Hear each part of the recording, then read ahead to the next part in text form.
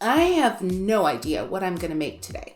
Seriously, I just know that I'm going to make a lot of art. Yes, this is a classic art supply haul. I'm addicted to buying way more art supplies than I could ever use in a lifetime.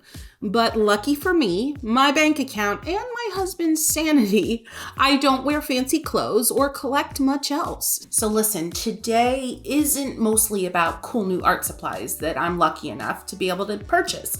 No, I mean, that's fun and we're gonna get there, trust me. But today is really about one thing that you need to really succeed on this art journey, and that, my friends, is instinct. Webster's definition of instinct is a natural or inherent aptitude, an impulse, or a capacity. In art making, instinct is critical. It can mean the difference between enjoying 30 minutes of unplanned joy or walking away from the blank page full of self-loathing and doubt. And so today, as I open up each new thing that has come in the mail, I'm going to then immediately and instinctually make some art with it. You get to step inside my crazy brain to see how I rely on my instinct to push me through using a new supply that can be scary and unnerving. And I promise there's a reason you'd want to kind of understand how I approach instinctual art making so that I don't get bogged down too much in the what should I paint, how should I paint, and then eventually I don't paint, because that's just not me. I paint. I paint when I feel like it. I paint when I don't feel like it. I paint when I'm nervous or scared or unsure of what I'm doing. I just paint. You might remember 31 Purplefish. The owner over there is Kelsey. I reviewed and used and loved a set of her handmade watercolors in a previous video about handmade watercolors, and I'll link it below. Friends, Kelsey designed this trio. They're called Hazes because they are granulating, and I mean super granulating colors. She designed this with me in mind, and I'm honored. I told her I loved warmer colors, and so Rose Haze, which I'm sure you can tell which one is Rose, was really the one I am most excited about, but honestly, the other two are pretty incredible. So I'm going to use just some scrap paper. You may recognize this artwork from one of my recent videos on gouache, and I'm gonna go ahead and paint on the back because why not? So this trio includes Rose Haze, Sage Haze, and this moody dark one, Incredible Haze. So I'm only gonna paint with these three. I'm going to resist the urge to pull out my entire palette from Kelsey. Let's get to it. And I'll tell you what, friends, the hellebore, they're also called Lenten roses. They are poppin' in my garden. So I just looked around, I scanned my desk, and the first thing I saw was a big, beautiful bouquet of Lenten rose. And so I grabbed one, and that is what I'm gonna paint. Instinct, friends, is about speed. Instinct doesn't give you time to overthink. Instinct inspires you to react, and fast. There are so many reasons that I could fuss and discuss, as I like to call it, over what to paint, which angle to paint, which flower to snip from the bouquet in the vase. There are so many decisions that could stall my creative instinct, but I fight them all. I just look, grab, and go. I'm using a round brush here and getting right into the color, into this sage, and I am mapping out with a light pressure and pretty much mostly the tip of this brush, and I'm mapping out these shapes. And if you want to think about it in my classic approach, the teardrop approach, these are kind of like teardrops that have super bloated bellies. So if you think about it that way, it's a teardrop that comes to a point and there's a super, super expanded middle section of the teardrop. I'm going right in with the Rose Haze and the Incredible Haze and just starting to paint in some leaves. And because I know what these colors do when I add a lot of water and when I bump them up next to one another, I'm really doing both of those things on purpose and a lot.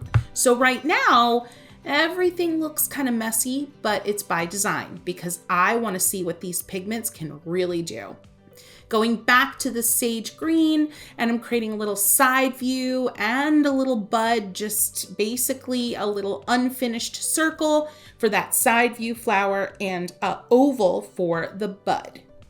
I'm using the rose haze for my stems. If you look close at a Lenten rose or a hellebore, the stems often have a lot of different color going on that isn't green. And so this is a perfect opportunity to bring that to life. I'm going into the center of my hellebore with the side of the point of my brush and adding some darkness to define that center, just a few dabs and swipes. There's quite a bit of pigment on my brush all the way through here as I go. And I'm going right into that wet sage on that leaf down at the bottom right with that darker incredible haze.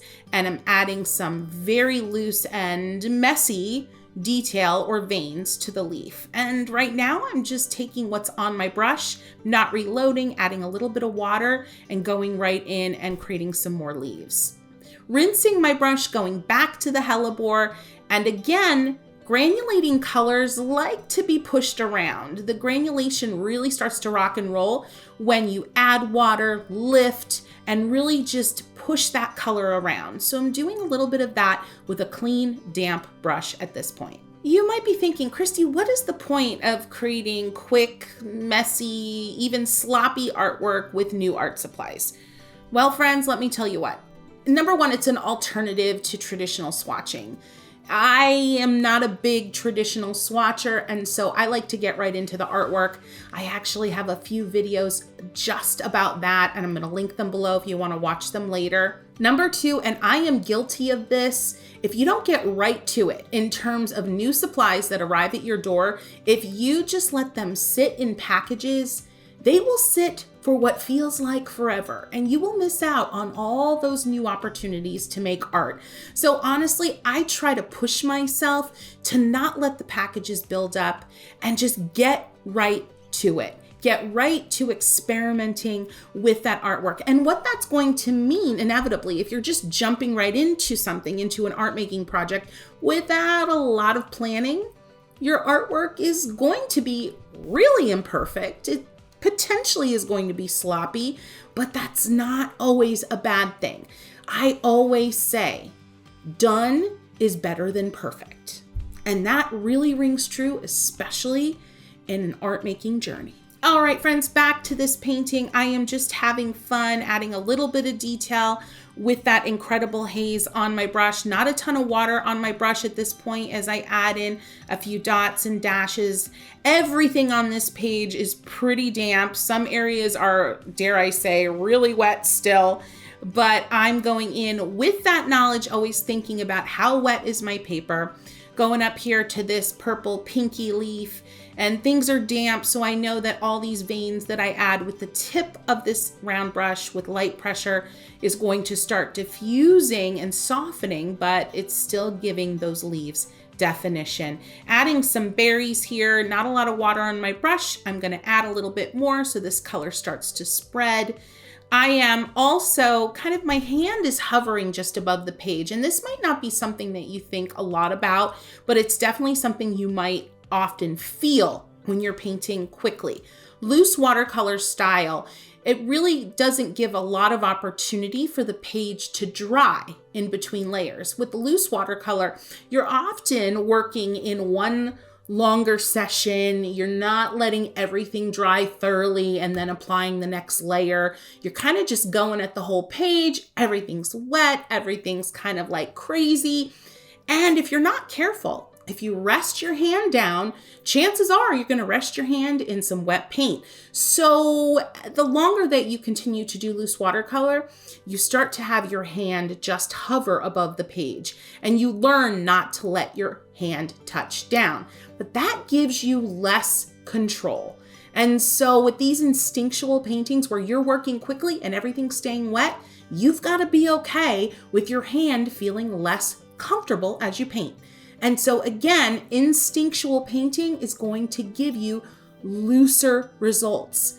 And the more that you expect that and set your expectations, the more happy you will feel, the more joyful you will feel as you paint. Wow, that was a really long explanation, but honestly, friends, I love to put words to the things that we feel when we're making art, but that we don't often actually talk about.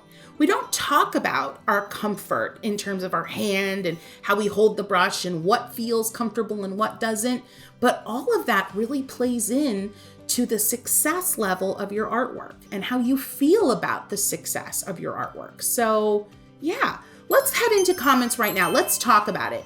Is there something that happens physically in your hand or your fingers that drives you insane, that feels uncomfortable, that maybe you want some advice on? How can we fix it? Let's get into comments. Let's talk about it. Something else that came in the mail recently was this Dr. P.H. Martin's Bleed Proof White. And friends, I gotta admit, I don't know anything about it.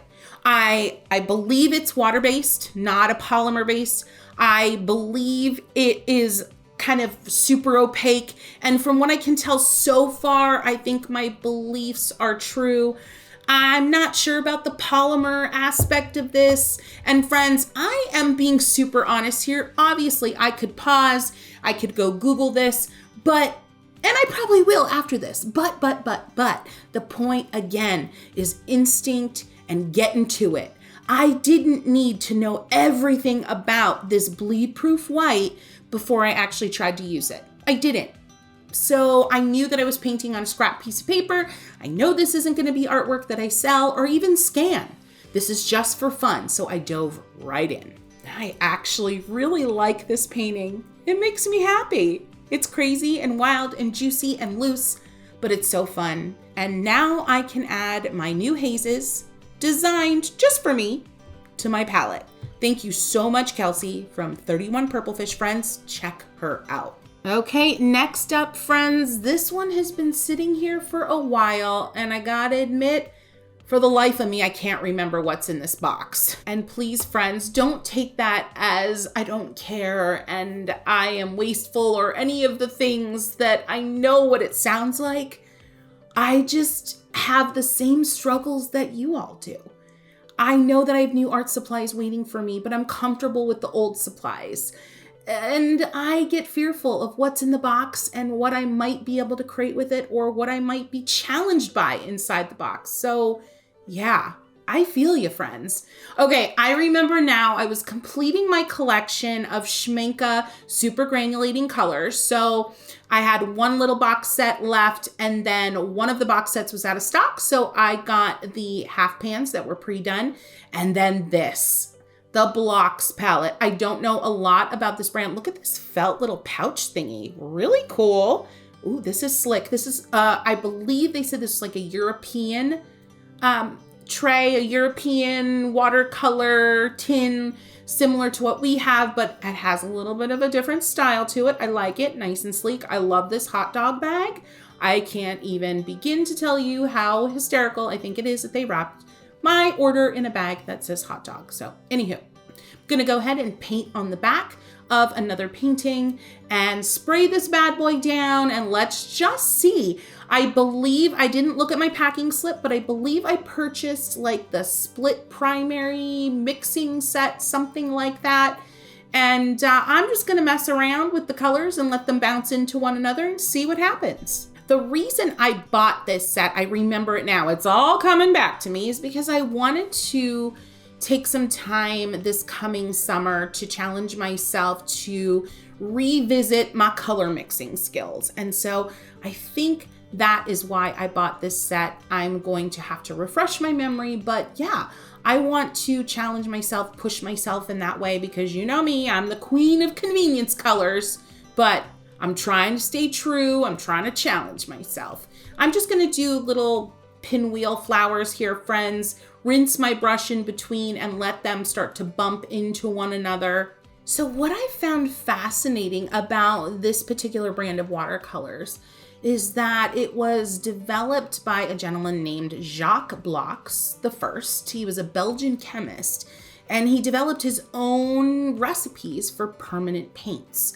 And Salvador Dali actually wrote about him and said, "This man who never painted will contribute more to the painters of tomorrow then what we will have accomplished, all modern painters together.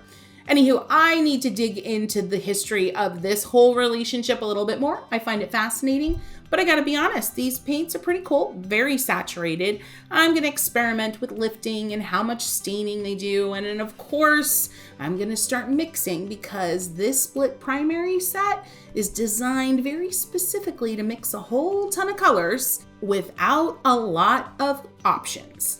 Blockx pigments actually don't even have a light fast rating because the way they were developed, apparently, they're all permanent. Really cool. Okay, here's a little fast and loose information on what a split primary set is. It's basically a warm and a cool pair of colors of each primary color. And this set also has 2 amazing earth tones. So really cool. You can mix a lot from this set, and I will certainly keep you up to date on how my color mixing challenge goes. And as I worked through this simple little pattern, I was really surprised. Some of these colors actually started to granulate, which I was totally not expecting. Each of these pigments seems to have its own really distinct personality. Some kind of just sit there and they feel like they don't explode too much, but they're super, super intense, almost opaque. And then others just boom, explode into the color next to them. So I'm pretty enamored with this seemingly simple, basic little set of watercolors. I'm going in with my HB pencil here and just adding some leafy moments in the style of this video where it's all about instinct, friends. I'm moving quickly. Everything on the page is wet, so my hand is making sure not to rest down in any places to cause any smudges. And so my leaves are super sketchy, super like bouncy and tentative, but that's okay. I'm just playing, having fun, and not spending too much time thinking about or planning any part of this little painting here. And you know what? I'm having a blast. It's making me smile, and I'm not upset about the way it looks. Okay, next up is Ruby Mountain Paint Co. And friends, they've been around since about 2017-18, and I love what she's doing. She does these cool things with paint sticks, or pigment sticks as she calls them. I'm gonna be playing around with those today. That's one of the things I've been most excited about here. And then she also has these things called salt sprinkles. I don't know if any of you remember something called Brusho. Do they even still make Brusho? And basically it was like a powdered pigment, and then when you kind of shook it onto a wet page, it exploded. It looked like fireworks of pigment.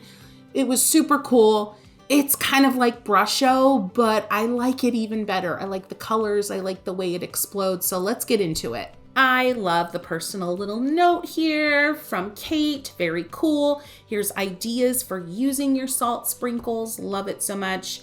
I got 3 of them. This one's called Spring Blossoms. And then I think there was one that was something about the Southwest. I'm trying to remember. I was close. High Desert. And then we have Sunburst. Now here are the pigment sticks. I believe that the same raw pigment is used in these. It's just different binders and a different way of putting them together. I also remember reading that these sticks are kind of fragile and that they're going to break apart and you're just gonna have to flow with it and roll with it. So let's see what we got here. Okay, friends, back to the topic at hand, instinct. So as I was filming, I swung around in my chair and I caught a glimpse of a snake plant, and boom, I knew that's what I was going to kind of sketch and paint with these pigment sticks. So friends, I'm going in, I sprayed down my paper, I drew a really simple kind of like sword-like snake plant leaf, and I'm feeling like, am I doing this right? Because I'm not seeing a lot of pigment spread here as I'm going in with my brush. So I am just gonna push it and go in, add more water, and I'm feeling it, friends. I'm feeling all the nerves. I'm like, I'm not doing this right. There's something wrong here. But I'm just gonna keep pushing through. And friends, instinct also teaches you how to be fearless. When you lean into your instinct, when you let it take over instead of all the other crap that can go on in your brain when you're painting with a new supply, when you let instinct be the boss, That's when the good stuff starts to happen. All right, I've got enough water now on the page and I'm really starting to feel how these pigment sticks can start to melt underhand. You can see I'm holding those salt sprinkles. I am so ready to try these bad boys. I can't even handle it. There are a ton of different ways to use these. I've got a damp brush I've dipped into the container. This way I'm guessing is probably gonna use up more of these than necessary. So I'm gonna be careful when I dip in so I don't pick up more pigment than I need. And look at that. Look at how I'm getting this cool blending effect. My page is damp, my brush is damp, but all this pigment is dry. The pigment sticks are dry, and these sprinkles are dry. So I'm getting this really cool, feathery, soft, beautiful gradient blend on the page. And I am pretty excited about it. So I'm not seeing the explosions yet, but I like this blendy blend that's happening. Pretty cool. My brush is still damp. I've got some pigment on there. I'm gonna start lightly sketching in some more leaves. I'm thinking elongated leaves, and as the pigment runs out, I'm adding more from this little sprinkle cup, even tapping my brush onto the little tin to see what happens. Now, once I get my spray bottle out, we start to see the magic of these salt sprinkles. And they're a lot like that brusho. They explode, and as the pigment hits the water and starts to kind of mellow in the water, you're gonna see other colors appear. So here we've got rusts, and I'm starting to see raspberries, and I'm starting to even see yellows. And now, I think I get it. I think with these pigment sticks, there has to be enough water on the page for them to really activate between the pressure you apply to them and the amount of water that's on the page. So I'm just gonna continue. They feel exactly like traditional pastels in my hand, and I'm not upset about it. I have a ton of control. I am trying to be careful so I don't break these sticks. So I'm definitely holding it further down on the stick, not in the middle or even higher. My goal here is to just try all the things. See, boom. That stick is fragile. I love it. I'm a little surprised at how fragile it is, but it's okay. It still works. Friends, the point here is to try all the things. You've got new supplies. You've kind of settled into kicking fear of the newness to the curb. We've covered that. We're over that. Now you just have to be crazy and silly and just go at it and just not overthink any step that you go through at this point. That's where instinct does you proud. That's where you do your instincts proud. One technical thing that I'm keeping in mind here as I work is all of these leaves are they're really emanating and coming from one central point. So they kind of look like a fan or a bouquet of leaves. And that's helping the composition feel strong and grounded. Now, friends, you might be sitting here thinking, Chrissy, what's wrong with planning? What's wrong with using your instinct in a calm and much less Christy kind of way? Friends, there's nothing wrong with that. If you want to head into your sketchbook and be more methodical and you want to swatch out these colors and have them all line up and be in a row and all of that kind of thing, go for it. But my point in today's video is to encourage your instinct to guide that experience, to guide the messy, crazy, weird experience, or to guide the more controlled and methodical experience. Let your instinct be in charge, no matter what your approach is. Because instinct is going to keep you from freezing in fear. Instinct, regardless of your approach or your style, is going to keep you making art, is going to make sure that page doesn't stay blank for long. Oh, I'm in love. I'm in love. I love this. Okay, so a couple of things with these pigment sticks. Pressure matters. A lighter touch on a damper area is going to give you a finer, thinner, not so intense line. And then the actual opposite is true. Heavier pressure on a more wet area of the page is going to give you a thicker, more intensely colored line. I'm digging it, friends. And these salt sprinkles, look at that left-hand side. There was green and rust and yellow, all in that one little tin of salt sprinkles. I love it. I actually really adore art supplies that force you to make art for joy's sake. And what do I mean by that? I love art supplies that are unpredictable. I love supplies that surprise you and delight you every step of the way. And these salt sprinkles, and also the pigment sticks, but really the salt sprinkles are all about making art for joy's sake with lots of surprises. Continuing on here, I've got this kind of gray-blue pigment stick. My paper isn't too wet up there, so I'm actually gonna go back in and re-wet some areas because I really like how the stick feels underhand when it's being applied to a wet page. And here we go with this last little tin of salt sprinkles. I can't wait to see what they do.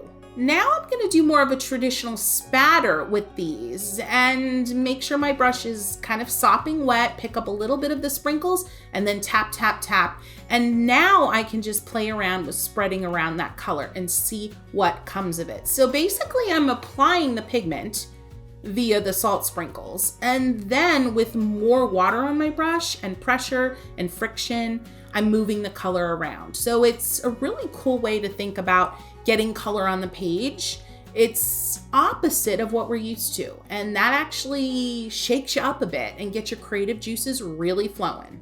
Now, until I can figure out how I'm gonna store these sticks especially, I'm just gonna get them onto this cute little tray and put them in a safe spot. But I know that there is a vintage tin in the future of these really cool art supplies. And next up is Julia K Art Studio. And friends, I stumbled onto this particular maker's handmade watercolors in a super weird way. I actually found a set of hers on AliExpress and they looked interesting. And when I used them, I was blown away. I'm gonna link the video below. Oh my gosh, she has the most incredible pigments. I don't know where she gets them from. She's in Sweden. I don't know what she's doing. She's putting like magic dust in these, but the way that these pigments interact with one another, the absolute insane level of pigmentation and saturation and the velvety textures, a lot of these lean in a more opaque way. I fell in love. She has little mini collections based on like movies like Harry Potter and the classics, some of the romance classics. I just love it. I love everything about it. And this particular haul has a limited edition color called Polyjuice. I don't know what Polyjuice is. I just love the fact that she decorated the half pan of watercolor kind of like a macaroon, whatever. Love it. So I got a bunch of half pans, one full pan because that's all she had. And then this little vintage tin, so cool, that was filled with little dots, little samples of watercolor. So I just thought it was super fun. I really just wanted the tin, so all the watercolor was kind of extra. Okay, so with this set, my instinct told me, now I had macaroons on the brain, and so I was thinking candy. And I was like, let me create a pattern with my new stuff that looks like candy. And this is where my instinct led me. So I'm using my 1/4" dagger. I'm just getting right into the color and I'm making little press and lift moments with the colors, and I'm bumping them up next to one another. And I'm making sure that the press and lift, I'm not using too much pressure so that these are small little strokes. So it kind of feels like confetti in a way. And it's a great way to get familiar with new colors. I love this. Press and lift, press and lift. Some of these are gonna be a little longer, a little wider. You get the drill, but they're all about the same size. And some of them I'm repeating with the same color in a few spots because I want to mess around with the coverage and the intensity of the color. Some are going to be more sheer, some are going to be more opaque. Do you see what I mean about these watercolors? Friends, I don't know anything about their light fastness.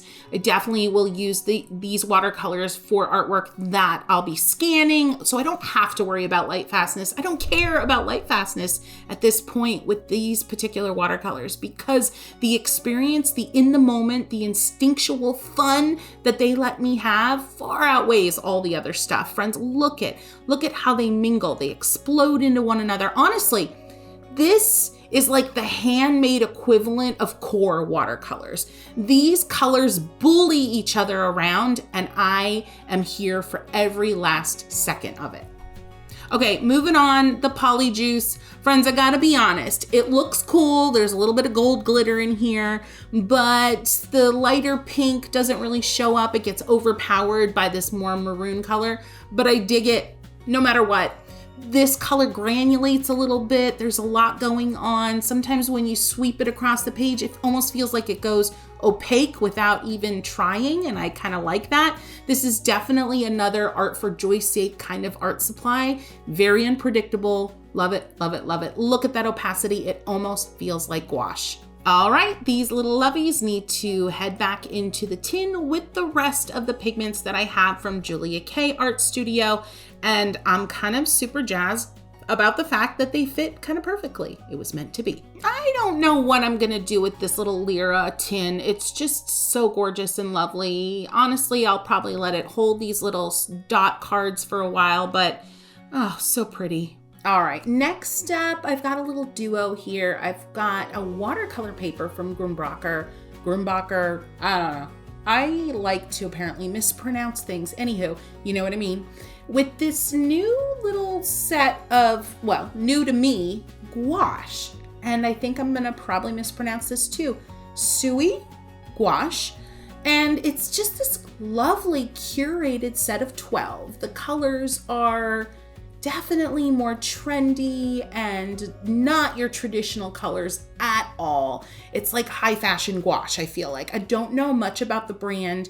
There only seems to be total like 14 colors. There's this set and then a little duo of like peachy blush colors, which I kind of feel like I need now. But anywho, I have decided with this set, I couldn't find anything in my immediate area to actually use as a palette. And so that instinct fail made me realize, well, I'm just gonna pull the color right from the tube. So I'm doing that. I'm adding this brownish color and I'm putting it right on the paper.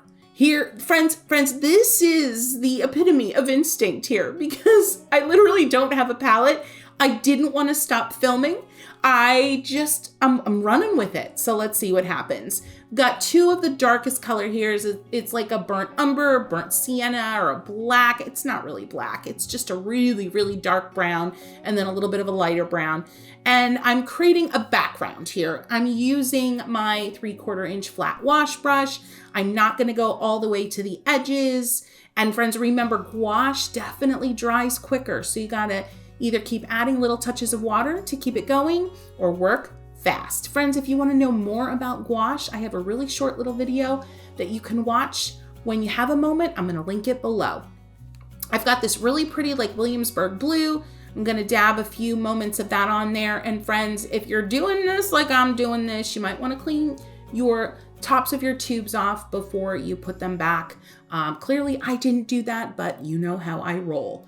All right, friends, I'm mixing this blue in. It's turning the brown a little green, but I'm not hating it. So I'm just gonna keep going. Blendy, blendy, blend. I can literally feel the gouache drying underneath my hand. I am using a big brush for the surface, but I can't seem to work quite quickly enough to keep the soft blend going, but it's okay. Add a little bit of water to your brush, not too much, or you could lose that opacity. Now I have a lot of little white spots left. I'm gonna try to fill those all in. I wanna have kind of this like oil painterly, velvety look to the background. So I don't want the colors to completely mix on the page, but at the same time, I want to have full coverage. I don't wanna see those white spots too much. You're probably already worrying for me, like, well, what is she gonna do with this next part if she doesn't have a palette? Don't worry, friends. Just gonna work straight from the tube. You'll see. Friends, let's get into comments because I want you to tell me, is there an art supply that you've been avoiding using? Something that you're a little afraid to use, but maybe now you feel a little inspired. So let us know in comments what it is and let's make a commitment. Tell me, I'm going to use my new colored pencils by next Tuesday. Let's do it. And while you're at it, if you're having a good time and you're liking my brand of crazy, could you give this video a boop? That's a like. It really helps out the channel. All right, moving on, friends. I've got my cat's tongue brush. I am using the tip of the brush with a light to medium pressure, and I'm using nice white, thickly, a few strokes, a few dabs, and quick lifts up to create these side view flowers. And friends, I keep reloading. Yes, I'm reloading right from the top of that tube. And I was a little concerned that some of the brown and the blues from the background would contaminate my brush, but I let the background dry for a good 20 minutes and I'm not seeing that lifting happen. So I am super excited about that. I'm going in and making a few of the side view flowers actually full frontal with a few additional petals.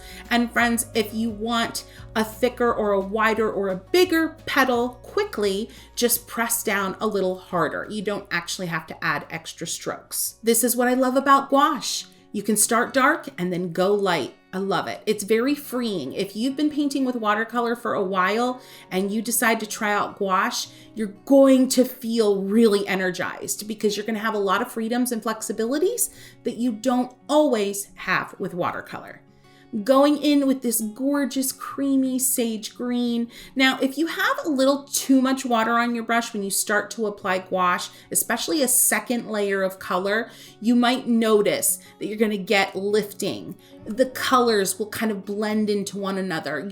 The friction of your hand, the stroke on the page, that pressure alone will start to blend together the two colors. If that starts to happen, just rinse your brush and dry it off and go back and add your color. So a drier brush helps to avoid that unwanted lifting. I'm still using my cat's tongue brush because I can get thick strokes like these leaves, but I can also get thinner strokes for my stems all at the same time. Friends, if you don't have gouache, but you want to try this whole dark thing, so maybe you lay down a dark watercolor background and you want to try some white on top of it, if you have white acrylic or gesso, you can use that.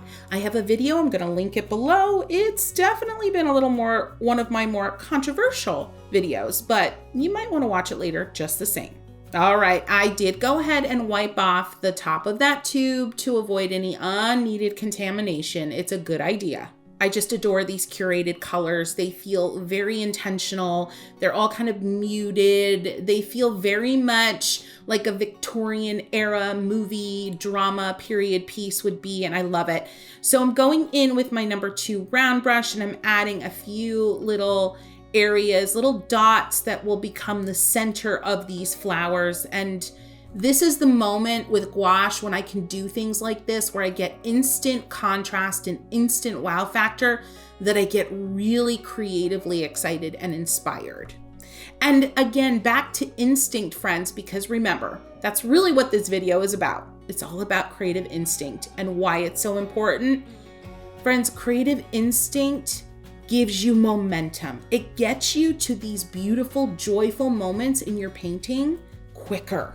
It helps you jump over the moments of indecision and muddiness that sometimes a terrified or scared or frozen creative brain can produce. So when you use your instinct and you jump into something before you really know all of the things, all of the possible outcomes, all of the possibilities, when you jump before you have all of that figured out, you jump into some of the most exciting art making moments you've ever had. And yes, you might also jump into creating some of the biggest ugly you've ever created, but it's worth the risk. I'm taking that orange outside of just the flower centers and I'm adding a few little sprays of filler flowers. These could be like Lysianthus or they could be lupine. You get the drift. Gorgeous, gorgeous, just little dots in ascending size. Love it so much. And then a few tiny little side view flowers using just the tip of the cat's tongue. I'm not going to overdo the orange side view flowers. Just a few little moments of that. Gorgeous, gorgeous. So I love this particular section of the video because I used my crazy instinct in terms of the approach and how I managed the supplies, and also in my subject matter. I didn't think too long and hard about what I was gonna do without a mixing palette for this gouache set. So instead of worrying about it, I'm just painting right from the tubes. And in terms of the composition, I knew I wanted a dark background and light flowers, and that was it. And I figured the rest out along the way. Going in to finish this up with my liner brush and this kind of creamy ivory color. I'm not gonna overdo it with this, just a few highlights, veins, and stems, and we'll be done. Okay, last but definitely not least is Scrawler Box. Friends, they reached out to me and said, hey, could we send you a couple of our art boxes and see what comes of it? And I love that. It spoke right to this whole idea of instinct. And so literally I have no clue what's in this box. None. I am going to make art from only what's in this box. Let's see what happens. Okay, I'm definitely seeing a lot of contrast. It looks like maybe there's a little pad of drawing paper that's black. So I'm thinking we're definitely gonna have some, like, who knows, maybe metallic markers or opaque watercolors, but I don't really know. So this is a toned sketch tile. Love that. All right, let's see what's in here, friends. I'm definitely feeling a marker vibe, for sure, for sure, for sure. A Werther's original. You had me at Werther's. Okay, totally having that right now. Anywho, oh yeah, here's some metallic paint markers.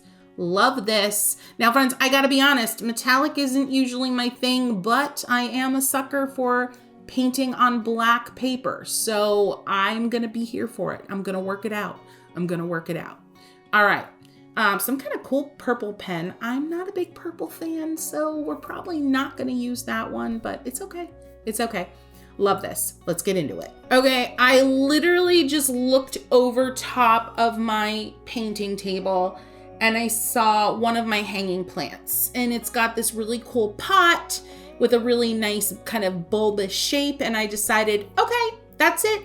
I am going to sketch a potted plant. And there's my instinct for you. There it goes. I'm not overthinking it. I don't know what kind of plant. I don't know if I'm going to do a design on the pot. I'm not caring. I'm not thinking about it. I'm just diving in.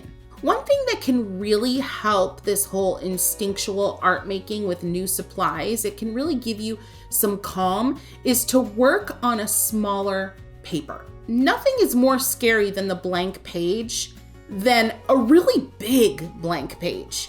When you start working on a smaller piece of paper, it just feels more calm from the get-go. Like, okay, I don't have a whole lot of space to fill. I can do this. Seriously, I know I feel that way. All right, diving in. This is some kind of cool little pencil, and I like it because I can see it a little bit, but not too much. So I'm gonna sketch with this. I'm pressing pretty hard here so I can see what's going on. But honestly, I could skip this step, but I'm giving myself a little bit of a creative crutch by using this pencil first so I can really map out the shapes here. And I'm just putting in a few little dots to suggest where the kind of boundary of my plant will be. And then let's get these markers ready to go. I think each of these markers has a different point on them, and I adore that. I love that they're not all chisels or they're not all fine points, so let's see what we can make. Going in with the gold, and I'm mapping out some bigger leaves. These are probably gonna be the biggest leaves that I include in this pot. I'm probably not gonna go larger. They just feel like the right size, and I'm gonna work my way down in terms of size and detail from there. I really love that gold pen. It has a really cool chisel. It's like a chisel on two sides. So I was able to use a lot of different areas or sides of the chisel to get different kinds of marks. Thinner marks, thicker marks, you get it. I'm going in with the copper now to create some like dirt or top dressing of my cute little plant here. Going back over that with the gold. I don't know if these are like water-based. Again, I dove in, friends. I don't care. I'm not learning all about these supplies. If that gives you joy and you want to learn and read up and do all of the things, I'm here for you. I'm happy for you, but that's just not me. I'm diving right in. I'm bringing this bleed proof white back because I'm just so curious about it and I want to use it more. So I'm going to start to add a little detail here to my pot, just a few dots, dashes, press and lift motions. And you'll notice the cluster of those marks are all kind of in a slight curve to suggest volume on the pot. And I'm going in a little bit more water on my brush. I definitely think this is water-based because it thins out really nicely with water and it doesn't have the plasticky feel of gesso, but I'm definitely gonna be like Googling the whole bleed proof white thing after this is done. But I'm expecting that maybe you'll educate me in comments. I'm here for it. I welcome it. Go for it. Going back in with the edge of that gold and using just a light touch so I can get thinner lines and going down to like a medium-sized leaf. And these, friends, are simple almond shapes that sometimes are more messy, sometimes they're more round, sometimes one side of the almond doesn't have a point. I'm basically just editing an almond shape in a bunch of different ways to create interest here. All right, this silver marker is a super fine point. I love that. I'm adding in some dots and ovals for some finer detail, little clusters of dots and ovals that are kind of popping out. I don't know about you, but this has a very like 1987 vibe. It's just the black and the gold and the silver, you know, it's working. I'm okay with it, but it feels I'm like creating like a period piece here, the 1980 period. Going back in with the bleed proof white and really softening it with some water to create some highlight and shadow. So where it's more opaque is my shadow and where it's more sheer and the black of the paper showing through is my highlight. I love that. I actually love that it's kind of reversed.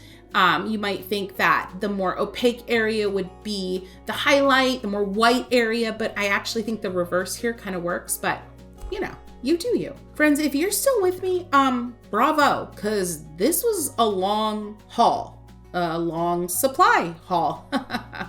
Oh my gosh, I'm terrible. Anywho, friends, I would love for you to head into comments and let me know which of these little projects was your favorite. I think there's like 6 or 7 of them. Oh my goodness gracious. So let me know, was it the 31 Purplefish with the hellebore? Was it the Blockx split primary palette with the flowers and the pencil? Was it the Ruby Mountain Paint Co. pigment sticks and salt sprinkles, the Julia K palette, or the gouache? Or was it this last one, the really cool Scrawler Box with the black paper and the metallic stuff? The metallic stuff. Which one was your favorite?